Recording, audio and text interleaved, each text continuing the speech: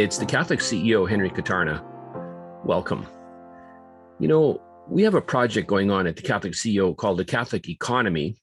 And so if you go to www.thecatholiceconomy.com, you'll be able to sign up on our platform and meet other Catholics all over North America who are really, trying to build a Catholic economy, support each other, find each other, do business with each other, with each other, sell to each other, with each other, kind of keep this, perhaps raise capital. I'm hearing a lot about that lately. People want to raise capital among Catholics, from Catholics. And there's even a recent inquiry about a person who wants to provide capital to Catholic businesses. So that's interesting. Back at the Catholic CEO, we're offering about a 5 times a week daily, pretty well daily email, 500 words or less, easy read. We're trying to do this. It's not an opinion. It's not really a sales pitch. It's really content.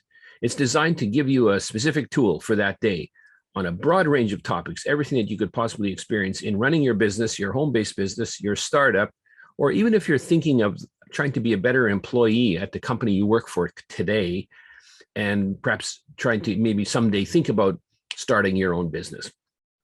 So at the Catholic CEO, one of the recent daily emails I did was on this topic of lonely at the top. I think you know what I mean. There's a certain lonely at the top sentiment, because when we are the leader of a business, you can't really share everything with people. You can't share it with your spouse necessarily, because you could bring undue burden on your spouse who's not really involved in the business, let's say. And why bring load onto their shoulders? You can't really share it with your colleagues, even your senior team. And if you have a board, you can't really share it with your board, because then they think you're, insecure in your position. A lot of challenges and bearing the burden of running a business on your own. So I responded to that with a fairly lengthy, I went beyond 500 words. I think I went over 1,000 words, but it was a very highly popular response. People loved it because I think it spoke to the heart and to the mind of the Catholic who's trying to do business, whether in a large corporation, a small startup, a home-based business, or even as an employee in a business that may not be Catholic at all, maybe quite secular. This is this lonely at the top thing. So here's a little summary of what I've said. I start off by saying, is it lonely at the top? And I give some examples of how you can get into a tight squeeze where you're really worried. You will have sleepless nights when this happens to you. What if your collections are slow?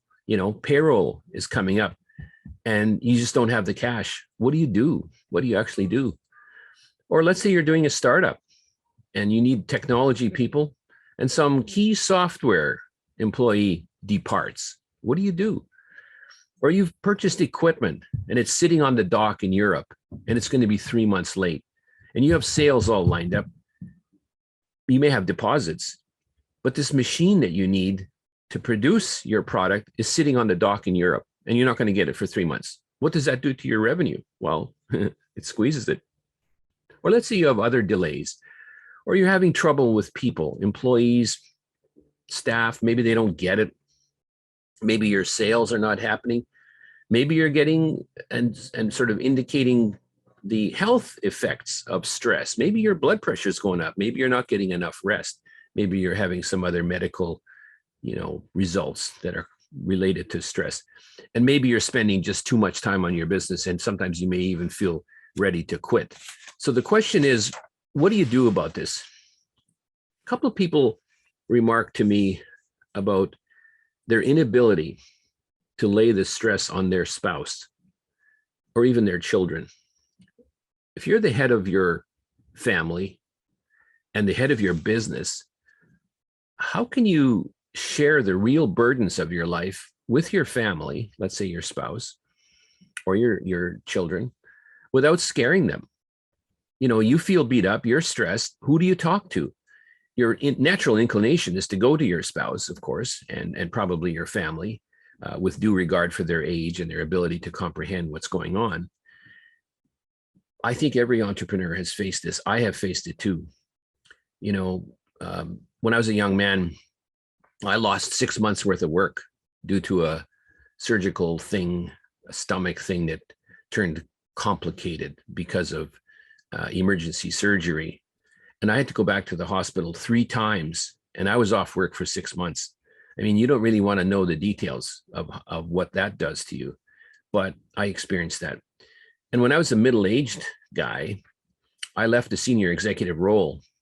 I could have retired in that role with an index pension, but we moved to a different city in a different location for the economic opportunity for the family.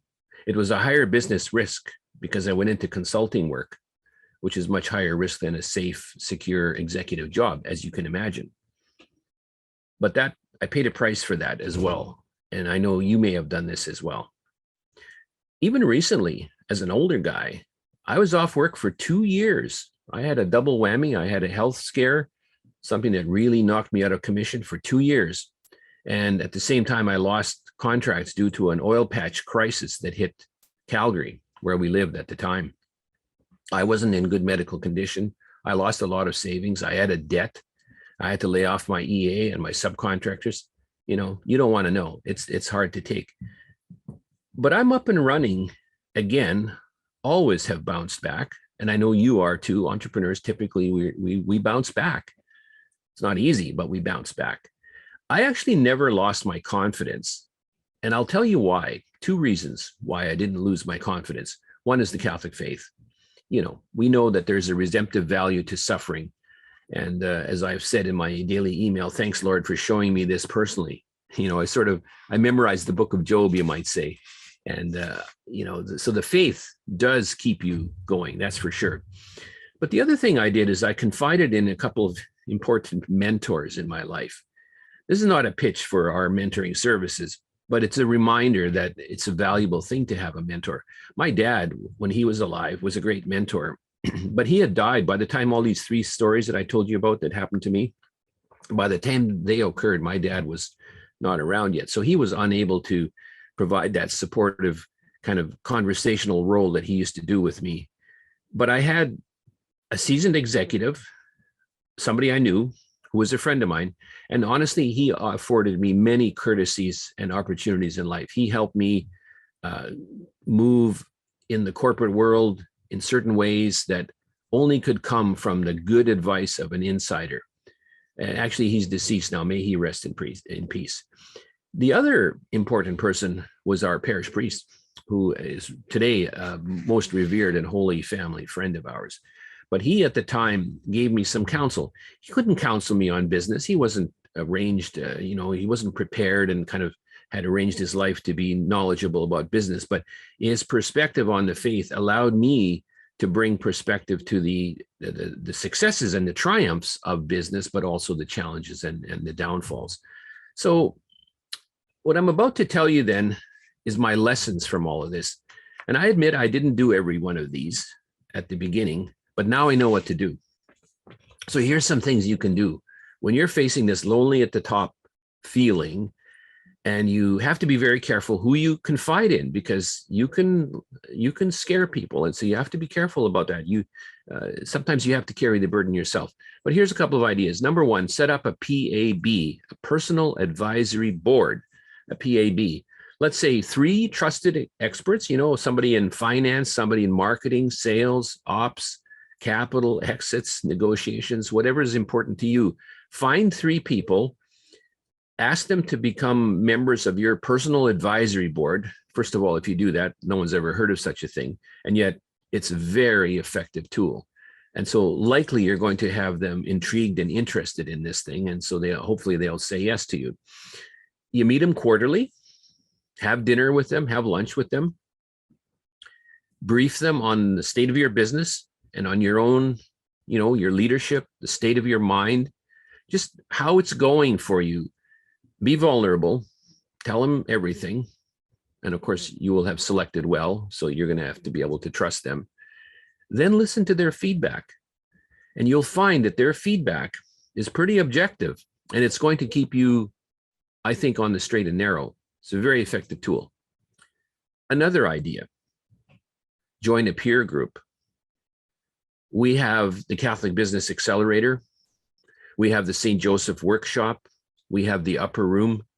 You're going to hear a lot more about these in the next few coming days and weeks. But the point is, the peer group is important, because under the guidance of a good facilitator, I'm leading our peer groups now at the Catholic CEO. And with all those years of experience and all the, the pain and suffering, you could say, that puts me into a good perspective, a good place to be able to assist our clients. When you have a peer group and you work in real time to solve actual issues, challenges, and discuss and discover opportunities, you're going to find that you're going to work faster. You will accelerate your performance. It's a proven thing with these peer groups. They're all over North America now. They're actually all over Western Europe as well. And you're going to find that they are very accelerative in their work with you. What if you had one of these in your parish? What if you had, even on the Catholic Economy platform, a group of like-minded people that you would bring together? It's an open platform that allows you to do that. Hopefully you could do that. So the idea is join a peer group with whom you can create a trust bond, and that you can actually work together, begin to confide in each other under the guidance of a good facilitator. Remember, self-driven groups, self-run groups really usually fail. So let's not do that. Let's make sure we have a good facilitator. Here's another thing. I'm not telling you to be secretive, but I am cautioning that you have to be very careful in what you tell your spouse and your children about your business challenges. You could tell them something dramatic one day, lose a lot of sleep over it, and suddenly the miraculous, solution happens, and you move on. You live to fight another day.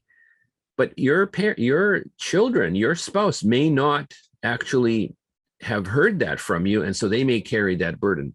They have their own stresses in life. They have their own role in life. And so sometimes we, as the heads of businesses, it's really not a good move to confide everything, even to our spouse. Now, let's be careful here. I'm not saying be secretive, not at all. But don't scare people. Don't overburden others just to ease your mind. Find like-minded peers who are going through what you are going through, like other leaders of businesses, other Catholic business leaders that you have trust in and can confide in. That's where you could share the major burdens. Of course, you need to communicate with your family, your spouse, on the normal day-to-day progress of your business, because after all, it is the thing that provides income for you, or it will provide income for you. And of course, it's your pension plan as well. So you want peace and serenity in your home. You don't want to hide your troubles, but don't overburden people for whom it's not their responsibility. It's a delicate balance, and I've seen too many situations where it hasn't worked out. So let us try to be careful about that. Another idea, start a business leaders group in your parish. Just get a bunch of business people together, men and women who are in business, and have regular discussions. You can have coffee, you can have lunch, you can have dinner, whatever. But the point is to get them together to talk about common business problems. There need not be the goal of providing solutions. It could be simply a networking opportunity. But if you did that within your own parish, imagine the strength. That would be something. I would also say book a social visit with your business friends. Share stories, sit around the fire pit, drink scotch, light a cigar or a pipe, drink wine, whatever. But be a bit vulnerable, but select these friends, not in a formal way. That's a different thing than the personal advisory board or the peer group that I spoke about a few minutes ago. It's just socially get together with business people, shoot the breeze, talk about things, and just get a little bit of support that way. Of course, another idea, go to adoration. Our Lord is a great listener, and so is Our Lady. And that if the Catholic CEO, St. Joseph, is our patron saint, and he has helped us to clarify things. And we implore St. Joseph's help quite a bit. We talk to him a lot. And he is our patron saint who we feel is guiding us in the work of the Catholic CEO, which is a business, yes, but it's also an apostolate. Pray to your own name saint. If you have Catholic saint names, your first and second name, your confirmation name, pray to those saints, because they are your sponsors, they are your patrons. And so you may be able to seek guidance and direction and even consolation from them. Of course, your guardian angel. Seek guidance from your guardian angel. Your guardian angel is assigned to you to protect you and to keep you safe from the enemy, and can influence you greatly. And so daily prayers to your guardian angel is very important. Of course, reading the lives of saints and early church fathers also helps you stay on the straight and narrow. And mainly the prayers and the good readings that I'm talking about are things that keep you balanced. They keep your spiritual and business life balanced. And that's the thing. I think you should also, as another idea, pray for solutions. You know, we always say at the Catholic CEO that we're not praying for profit. That's kind of a prosperity gospel thing, which is really not Catholic. But we can pray for guidance, prudence, wisdom, support for our family, and all the other virtues, and all of the things that are needed in life. We need our daily bread. And so we can pray for that quite legitimately, and we should. But let's be careful in what we're asking for in our prayers. So maybe a last idea. Some of our clients are telling us now that they're turning their businesses from straight profit-oriented businesses, serving a good product or a good service to their customer, all that good stuff, yes. But they're looking for the apostolate angle on it. And so this is a pretty bold move, because it's kind of a form of total abandonment. If you're really going to abandon yourself and your works, your business to our Lord, and turn it into an apostolate, which means you're going to do good works for people, perhaps at no pay or no profit, that's a bold move, but it can be grace-filled. And so I would urge you to think about it. In the end, basically, in this lonely at the top subject, persevere, don't stop, trust God. As we have always heard, if you fall off, get up, dust yourself off, and keep going. Our Lord fell down 3 times, and he got up every time. So thanks be to God for this reality of being lonely at the top, because it allows us to grow in virtue. It allows us to be selective in whom we speak with and with whom we share things. And it allows us to seek guidance and counsel from others, which is a charitable act and can lead to the enhancement of our virtues. So I hope this idea has been of some help to you. This topic really created some excellent response, and so I wanted to address it today in this short video. So thanks again for being with us. It's the Catholic CEO, Henry Kutarna. You can be Catholic and successful in business. Believe it. God bless, and we'll see you next time.